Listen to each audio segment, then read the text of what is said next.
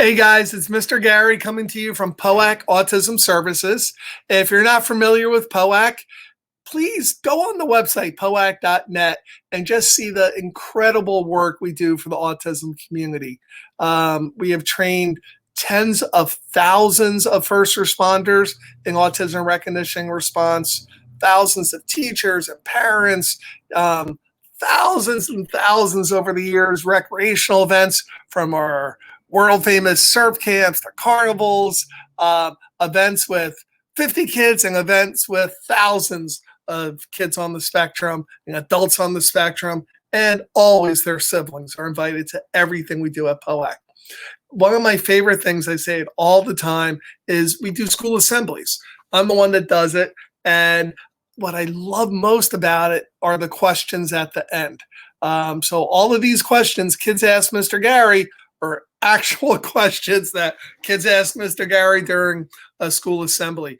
And we're reaching out, if you're a teacher, if you know a teacher, if you would like your classroom students to be able to ask me a question about autism, I will do it, and I will even give a shout out to the child, first name only, please, or shout out to the classroom, however you prefer. But we would love to hear from you. So the question today, let's see.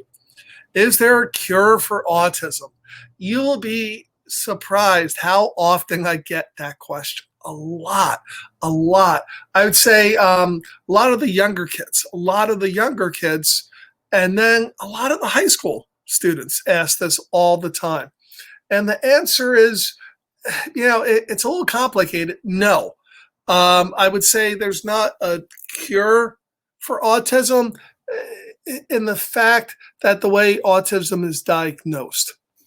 Basically, to simplify the way autism is diagnosed, they look at areas, social communication and behavior, and they look at specific deficits. Oh, all other 2-year-olds are doing this. Your child can't do it. That's going to be a check. And they go down all of the deficits, the things the child can't do. And they also look at maybe some unusual things, like, oh, maybe this child's toe walking or hand flapping or no eye contact, check. You have enough checks, you have autism. That's basically how it's diagnosed. And please remember, if you know one person with autism, you know one person with autism. While there's similarities across all individuals with autism, of course, they're so different from one another. My son is so different from other children, other adults who have autism, because he may be strong in like certain things and really struggle with others. So back to your question, is there a cure for autism? I don't ever like to say there's a cure. However, do I know individuals who have lost the autism diagnosis? Absolutely. And the way that works is, okay, they have these deficits, but through hard work, their hard work, and the work of people that work with them, the teachers and the parents, they gain skills. They gain these abilities really through hard work and perseverance. That's when you work really hard at something. And if they gain enough of those skills, and now we have less check marks, well, they don't technically have autism anymore. So I don't like to say the word cure. I like to say individuals can lose the diagnosis.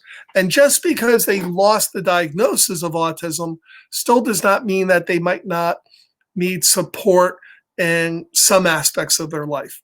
I know I need support. I'm not autistic, but I still need support in aspects of my life. So excellent question. It's one we get asked a lot. Hopefully that explains it a little better. Until tomorrow, when kids ask Mr. Gary the next question, hope to see you then, guys. Have a good day. God bless. Bye.